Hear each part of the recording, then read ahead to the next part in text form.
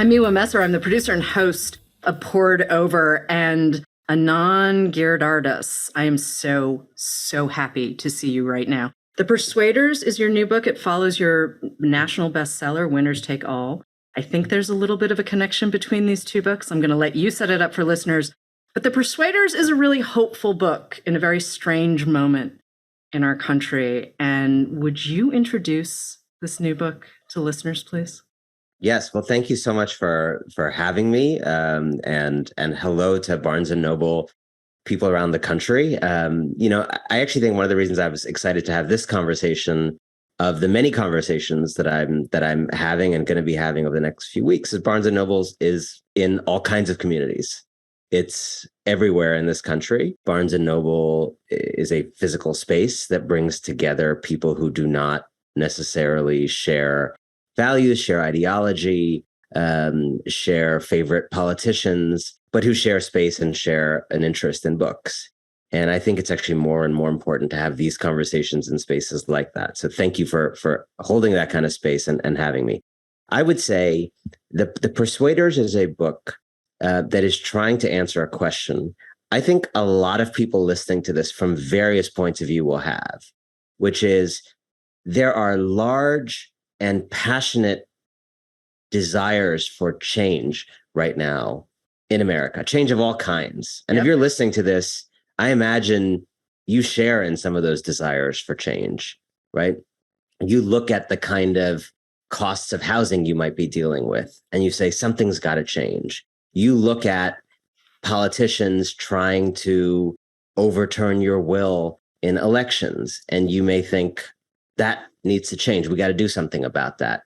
You may look at trade with China and feel like your community has been totally wiped out by kind of willy-nilly decisions that didn't really consider what it was like to live where you live. You may feel like those are things that need to change. You may want the history of race and gender in this country and the realities of people who are not included for too long, those things to change. I think we live in an era of extraordinary demands for change and real honest conversation about those things. I think when all of us were growing up, certainly when our parents were growing up, a lot of those things were more suppressed. We're living in an age of open, passionate demands for change. However, we're not living in an age of change. We're just living in an age of demands for change, of hunger and appetite for change. And so I have been interested, I think, throughout my books in the theme of change and in the possibility of change. And in this book, I set out to understand why it is that there is so much we want. We want a world of nice things. Some of us want different nice things than other people, but we all kind of want a better world for our kids in a country that works better than it's working now. And we can't get it. We can't have these nice things. I set out to talk to a bunch of people who I think can help explain to us why we have gotten so stuck in a politics that makes change impossible, because it sorts us into us and them. It demonizes people who are currently on the different side of an issue from you, and it freezes everything in this kind of like perma-freeze of political stasis. And I became interested in a bunch of people who say, no, that can't be our future. If you want to save electoral democracy, if you want to change how people live, you want to have a better healthcare system, if you want schools to be better, whatever your thing is, you need to change minds. You need to refuse a cultural tendency that has really risen to the fore in America over the last many years, which is a tendency to assume people will never change. The people on the other side of the issue from me, they just are who they are. They're always going to think like that. People like them always think like that. It's not worth it. I'm just going to rally my faithful. I'm going to preach to my choir. I'm going to mobilize my voters. No, it doesn't work. If you want to change this country, if you want a better life for your kids in this country, if you want to live in a thriving, multiracial, liberal democracy in the future, you have to reinvest in the idea of persuasion, of changing minds, of moving people. And I believe it's important to do that without selling your soul, without giving up on what you believe, without compromising yourself to a place of nothingness. And so this is a book about how you can stand bravely in your truth as a person who believes things in the world, and reach out to people, reach out to those family members who disagree with you, reach out to people in your community who disagree with you, reach out in politics and organizing to people who are skeptical, and refuse to give up on your fellow citizens. Part of it is meeting people where they are. I mean, it's a tenet of harm reduction. That's a phrase that's been used in other communities as well, but meeting people where they are and being able to say, okay, let's tell a story. Story is a really big part of organizing, and I don't think people always recognize that. If you recognize someone else's humanity, if you hear and have empathy for someone else's experience, a lot can happen. So can we talk about challenges to persuasion for a second? Because you do sort of open the book. There's a lot happening. Nuance is difficult on social media. We know this. Wow, it is hard on social media. But nuance has also become really difficult in a lot of other spaces as well. So let's lay out some of the challenges in general to persuading folks. Yeah, I mean, the book is exploring people who do persuasion and figure it out and believe in persuasion. And it starts by saying they are renegades standing here in 2022. They are swimming upstream because the stream, the dominant flow right now, is what I would call an anti-persuasive culture. It takes all kinds of forms, right? When you hear someone saying, let's just mobilize, drive turnout on our side in an election because we're never going to change anybody's minds. When you hear people saying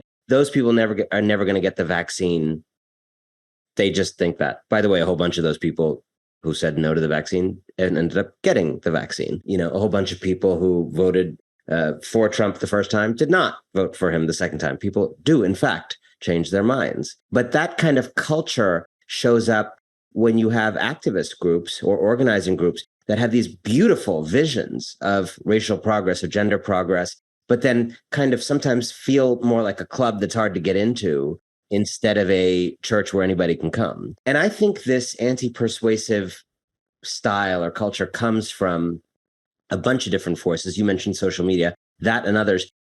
And I want to be clear, it comes from a mix of good and bad things. Yep. Right? So like social media definitely encourages the view that if someone disagrees with you, you should dunk on them instead of try to convert them. Like, it's just interesting. If you actually just stop and think about it, people who think differently from you are potential customers if you want a certain kind of world, not the most extreme people on the other side who are like burning things and shooting things in their backyard against your values. Forget that. But there's a whole bunch of other people who just don't feel what you feel right now, don't see what you see, don't think what you think. And a bunch of them are basically customers who haven't yet bought your product, right? Your product being an idea in this case. Yeah.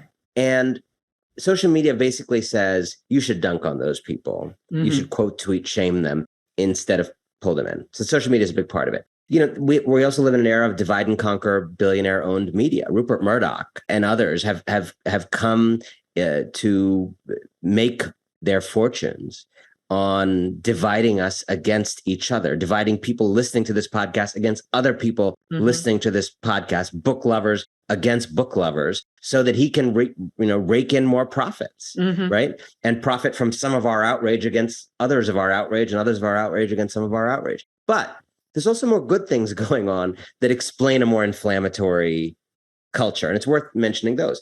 We live in an age in which marginalized people of all kinds have voice through social media once again, but also just socially in ways that have made the culture angrier and more inflammatory. And that's good.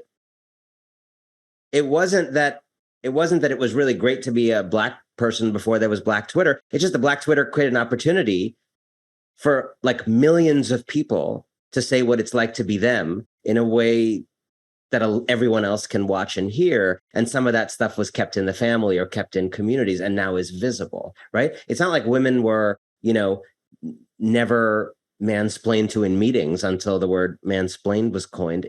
It's just that there's been these shifts in law, policy, culture, and social media where that can be called out. And so that's really good. We want that stuff called out. Like it's not that, the left was, progressives were kind of totally fine with how the Democratic Party was until Bernie came along. it was a very, very long winter. It's just that there's kind of more of a demand for accountability. A lot of the failures of the last many years in this society have emboldened all kinds of people to say, not okay, not okay, not okay. And so that's in the bloodstream too. And that sometimes leads to a place of don't bother with those people, right? And so I want to make something very, very clear as this book comes into the world, which is that this is not a book saying we all need to turn down the temperature and love each other. I actually think anger is fine in politics. It's good. I think a certain amount of inflammation is normal in politics. Like, we are talking about how to resolve trade-offs between your kids and my kids, between this generation and the next generation, between people who live in low-lying areas and people who live in high-lying areas, between people whose ancestors were here 10 generations ago and people's ancestors got here 5 generations ago and people who got here 5 minutes ago and got here in different ways. Mm-hmm. It's going to get real. Like, I'm a political theory, before I became a journalist and writer, like, I'm a political philosophy person. Like, that's what I studied, right? This stuff's not supposed to be chill, right? Like, this is supposed to be real. We are haggling over the future and limited resources and limited space and time and power. And coalitions are hard. And coalitions are hard, and they're meant to be hard because everybody's giving something up. So I don't have an aesthetic problem with conflict in politics. Right. My beef is with the idea that if you are trying to change things, you can somehow sustain that dream while giving up on the idea of changing people. My concern is not with the level of anger and vitriol in our politics. It's with the level of fatalism in our politics. What I became hopeful about, and then tried to bring the hope to others in the Persuaders, is a group of these persuaders, organizers, activists, educators, others, who just refuse this notion that there's nothing you can do. They don't believe everybody's reachable. I think most of the people I read about believe that about 25% of the country has gone in directions that are kind of not accessible to them. But they believe that a lot more people who are decent people, don't necessarily think about politics all day long. Many of you listening to this might not, in fact, eat, sleep, breathe politics all day long. More people than we realize are works in progress, are trying to figure out a way to think about the world, have contradictory feelings. As Beyoncé said in her new album, they're contradicted. They're internally contradicted. More of us than we think. We can make the kind of change we seek, we deserve in this country if we allow the idea that more of us are contradicted, more of us need help sorting through the world, and we have the patience, we can muster that kind of patience and love to help people sort through how they see the world. Cynicism is so easy, and I keep hearing more and more cynicism in discourse in ways where I'm just like, that's just simple and clever, and it's a good quip. But if you really believe that, what are you giving up to say, I'm going to be the cool kid in the corner, and I'm just going to say, yeah, not for me. Like, y'all do whatever you're going to do kind of thing. And that fatalism that you're talking about combined with cynicism is really going to get us in a bad place. I totally agree. And what's interesting is this conversation is happening in all kinds of corners. Like, I feel we're at a turning, and I feel like The Persuaders is one book in a much broader conversation trying to force this turning. Right now, I feel the cultural tide of the last many years has been in this direction of writing off and fatalism. And I feel like there's this effort to turn. I'll read you a tweet that I saw yesterday. Okay. Right? It was from a kind of leftist, Democratic Socialists of America type person. And what's interesting is I see this version of this argument among all kinds of people, right? But this is one example. I've said it before. The tweet handle is Scholarly Spoon. I've said it before, but most of the convulsive flailing about you see on here, Twitter, specifically has to do with people not knowing whether or not they want to be part of a concrete, organized struggle for political power, or remain part of a subcultural terrain that specializes in sneering. Yeah. Yeah. And I think that is true, whether you're on the right or you're on the left, or whether you're moderate or progressive, however you identify. A lot of us every day, when we go online, when we log on, when we deal with people, we have that basic choice. Wait, are we actually trying to have more people rallied around whatever we want than were rallied around it yesterday? Or are we getting dopamine hits from dunking on people who think the wrong thing?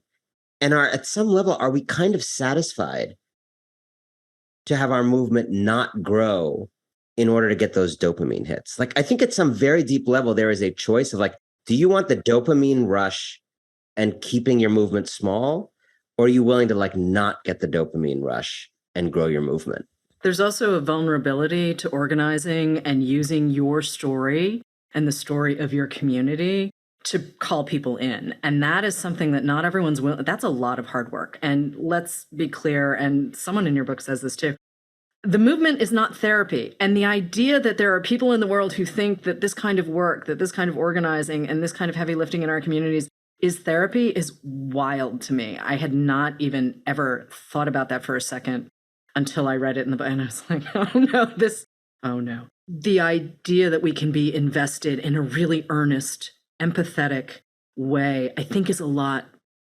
It's hard for a lot of us right now, because isn't it easier to just be kind of cool and calm and, dunking on people and whatever you want to call it, rather than saying, hey, I have stakes in this. I care about what happens next. I mean, we've gotten to a place in our culture where we're just all kind of cross-eyed and a little rude. And I'm not calling for civility. I just really want to be clear about that. I think we use civility to bash people over the head all the time. I just think we have to be honest and open and really speak to our own experiences. I mean, there's a lot of fear right now. There's a lot of anger. There's a lot of sadness. There's a lot of job insecurity. There's a lot happening. And yet everyone's sort of in their corner going, you're wrong. Yeah. And I want to be very clear. I think the way you're being very clear, the work of attempting to persuade, Yep. particularly when it comes to people who don't believe in your humanity, this is not work anybody is required to do. This is not work I'm encouraging anybody to do. I think it is work that some number of us are going to have to bite the bullet and do. Frankly, a very small minority of us, right? We got 350 million people here. We're talking about, in terms of that, like door-to-door, deep, talking to the enemy thing, we got thousands of people need to do it. Hundreds of thousands of people need to do it. If 1 million people signed up to do it, it would be an absolute game changer, right? That's kind of one of my goals for the books, to get people to sign up. But that leaves most people saying, that's not for me. Great, right? Loretta Ross, one of the people I profile in the book, says, do the work that works for you. Do the work that works for you. No one is asking black people to go talk to angry white people. No one is asking gay people to go talk to homophobes. However, in all these communities, there are some people who want to do this, right? And I write about some of the people who want to do it, all of whom say, you don't have to do it. There's no need to do it. Just some of us need to do it, right? And let me tell you about some of these kind of stories, right? There's this experiment that I write the closing chapter of the book about, called deep canvassing. And this is really something, if you're interested in listening to this, I would encourage people, this is something you can do, right? We're always looking for things we can do. Google deep canvassing. You can go get trained in like a month, couple hours here and there, over the computer, and go out and do this. Deep canvassing grew out of the gay rights movement losing marriage in California on the night Barack Obama won the presidency in 2008. An otherwise very optimistic night that for that movement was a utter dejection. And the geography of where they lost was astonishing to them. They lost LA County, like Los Angeles County in 2008 voted against gay people being able to marry. Like, it's insane to even I hear that now, right? Large parts of San Francisco. And so there was this moment that folks described to me in the book where they were like, this is not like Mitch McConnell hating us from a distance. This is not some people in Alabama not wanting us to be free. Like, this is someone at the grocery store. Like, I'm sitting there like, looking at lemons in the grocery store, and the people around, like some of the people around me think I'm not a person. Wow. That was a revelation. And what some number of them growing out of the LA LGBT Center, some of them with a kind of organizing background were like, I want to go talk to these people. Right. And you could say maybe these are the wild ones who like actually wanted to do that, because maybe it's more normal to just not do that, which would probably be me. But some of them went and started talking, and it was informal at first. And what it developed into over time, once it was kind of systematized and turned into a protocol, was a remarkable process of kind of live action mind changing that was based on, let me go hear how you feel about this issue of gay rights to start with. And people would say how they felt. And some people felt, kind of bland about it. Some people hadn't thought about it. Some people had a bucket full of prejudices. They started unloading at the door. This is not traditional canvassing. This where you bounce after 3 minutes. Like they were there half an hour, 40 minutes. Give me your bile. You got more bile? Give me more bile. You got any more bile about, gay people? Let's bring it out. And then what these canvassers learned to do was not rebut. It was not like, okay, I've heard your bile. Allow me to give you, my perspective on why gay people are actually people. That doesn't work. What worked was to find different ways into surfacing potential cognitive dissonance, potential contradiction, internal contradiction that person might have. And there are different roads to do that. One was to say, do you know any people like that? Right. And over these last many years, we were entering the phase where a lot of Americans were against gay people in general, but like had the coworker, had the child, right? That's been one of the big shifts of the last many years. And so a lot of people said yes to that. Does the thing you said about that group in general, is that true of Bob, who you just mentioned? And often it was not, in fact, true of Bob. And so something started to crack there.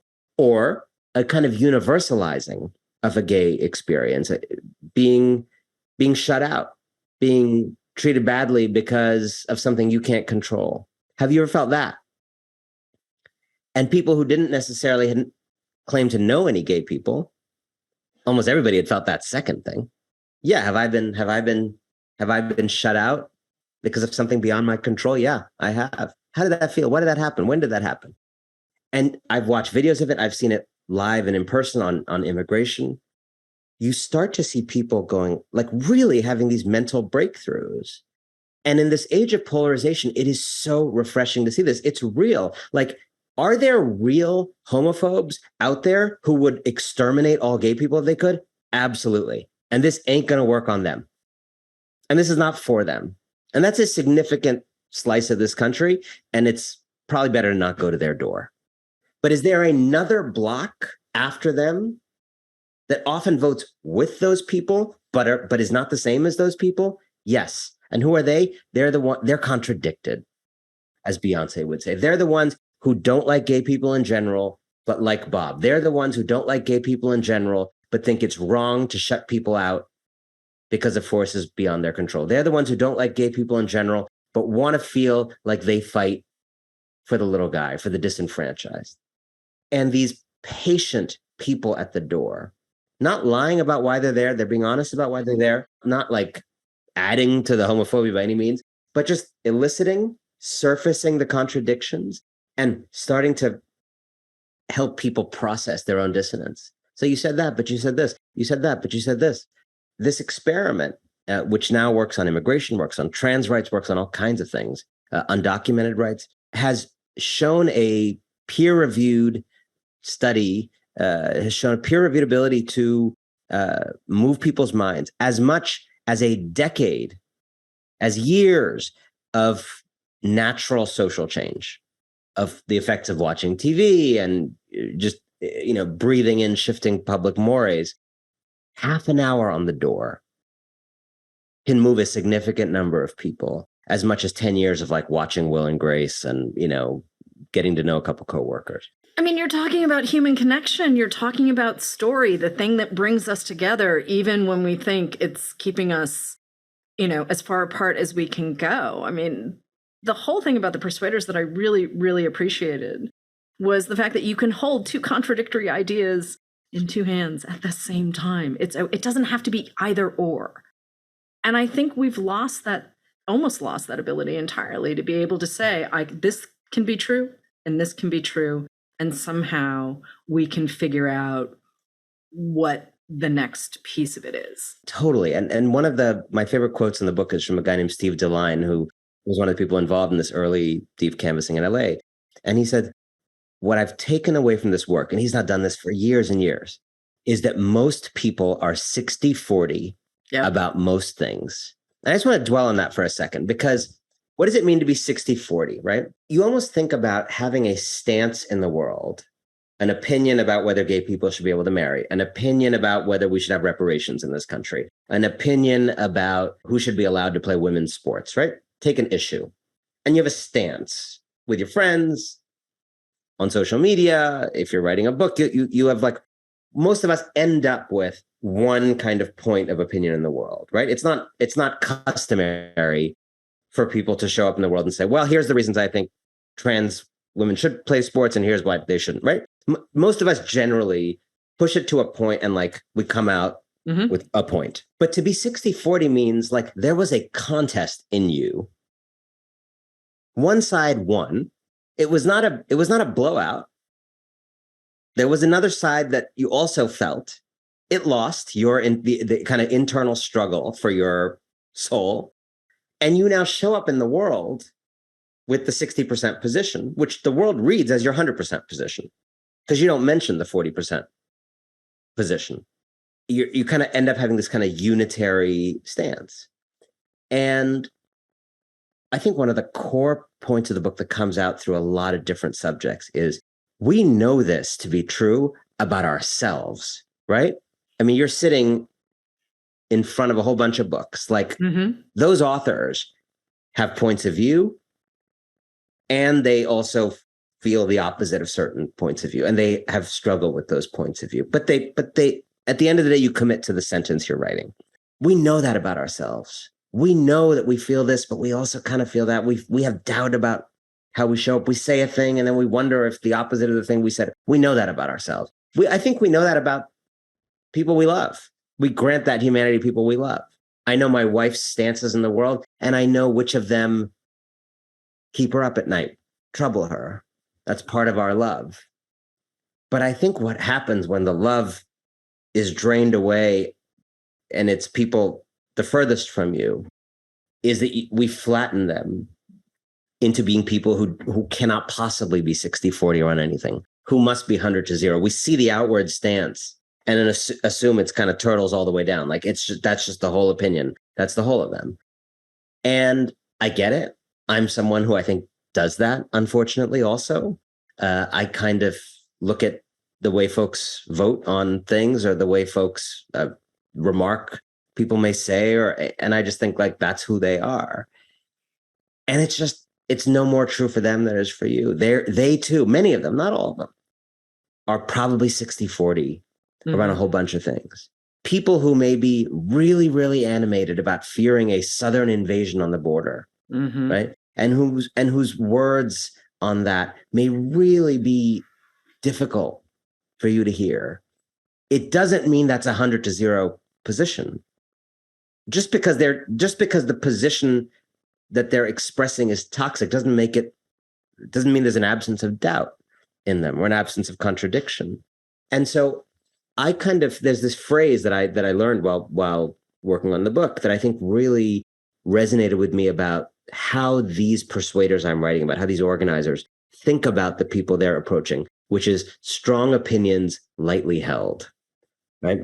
And I think my general assumption over these years in America has been that we're dealing with a lot of strong opinions strongly held. And I think the absolute breakthrough for me in learning, from these persuaders was, no. There are some people, absolutely, who have strong opinions strongly held. A significant number of people on all sides.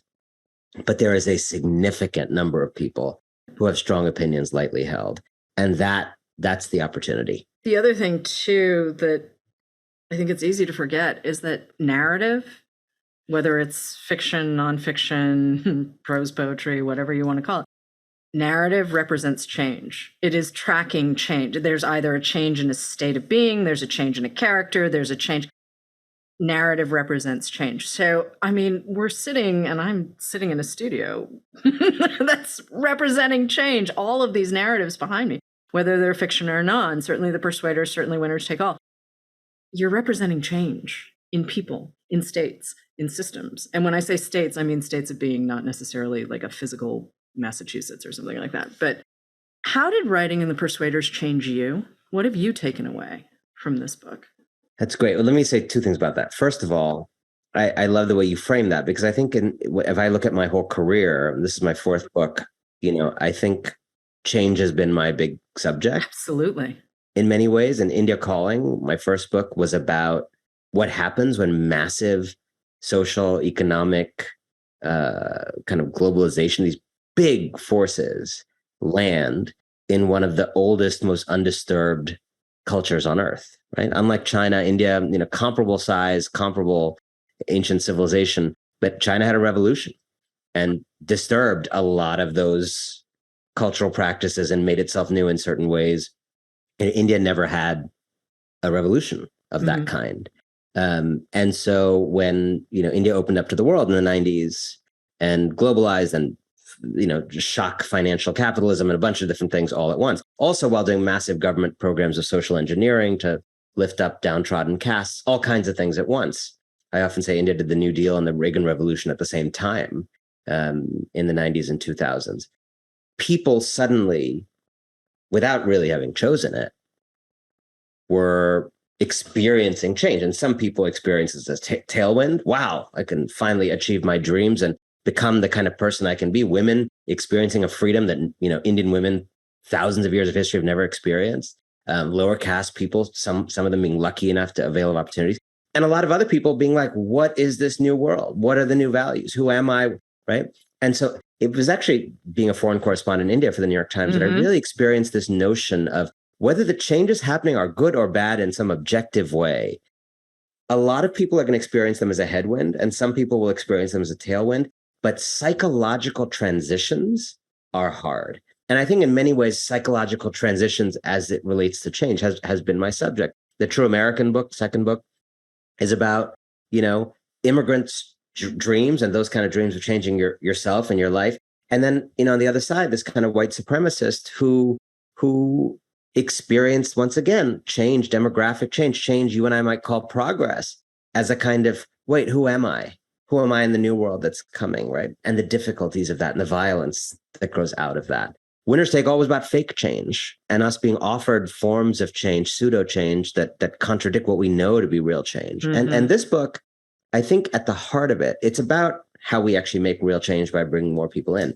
But I think you pointed to a kind of stealthier undercurrent of change in there, which is, it is also a book, again, about psychological transitions. Right. And what I would say is, for those of us who want a world of more inclusion, more prosperity for all, a bigger we, who want a liberal democracy that counts everyone and includes everyone, I think we are fighting for the right world.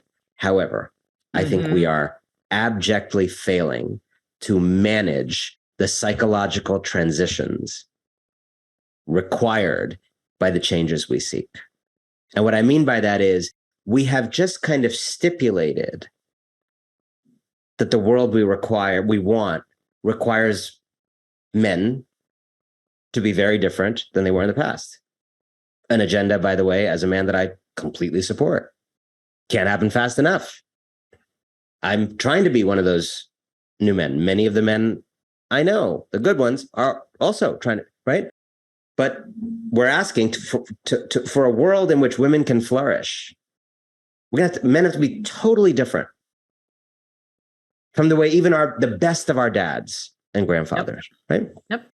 For people of color to feel whole in the spaces they are, to deliver the best work they can do, to be the fullest people they can be.